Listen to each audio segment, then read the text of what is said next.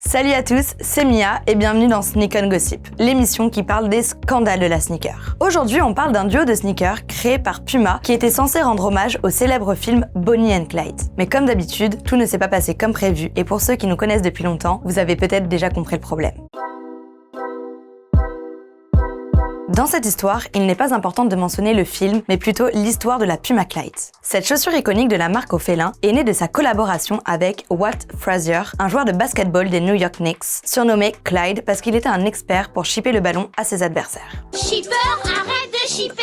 Il était aussi connu pour être assez excentrique dans le vestiaire dans les années 70 et 80. Il a demandé lui-même à Rudolf Dassler, le boss de Puma, de lui faire sa propre sneaker qui serait en vérité une Puma Suède avec juste son nom apposé dessus et quelques autres détails changés pour en faire une chaussure de basket. C'est ainsi que la Puma Clyde voit le jour en 1972. Cette paire a eu un grand succès, mais un jour, Puma a voulu opter pour une stratégie marketing étrange qui lui a valu pas mal de controverses.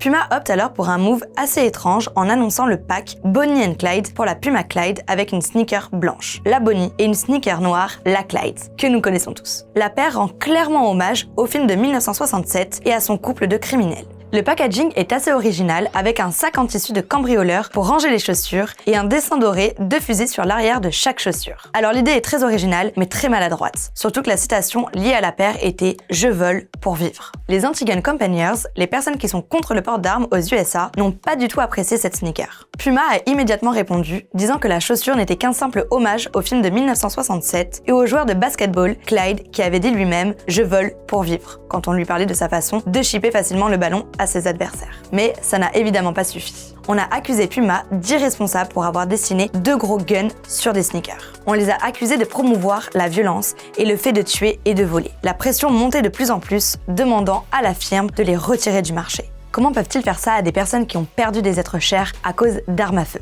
disait Michel Forbes de l'organisation Mother Against Guns. Et après toute cette pression, devinez quoi? Eh bien non, la sneakers n'a pas été annulée. Puma a mis fin au débat en déclarant l'édition limitée Bonnie and Clyde n'a aucune intention de prôner la violence. Elle rend juste hommage à l'impact qu'a eu le film Bonnie and Clyde sur Hollywood et Puma, comme toute société de design compte bien rendre hommage à la pop culture. La sneaker est donc bel et bien sortie et a été vendue comme prévu. Tout est bien qui finit bien, mais la créativité de ces designers a failli encore leur échapper. C'était Mia, à bientôt pour de nouveaux gossips. Salut!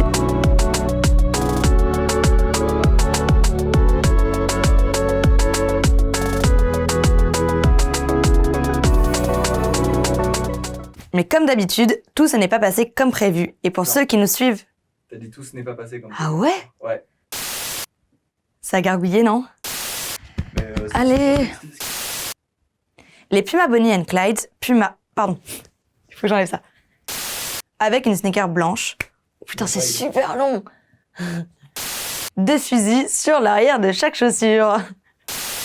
Mais ça n'a évidemment pas suffi. Putain! Allez. Pardon.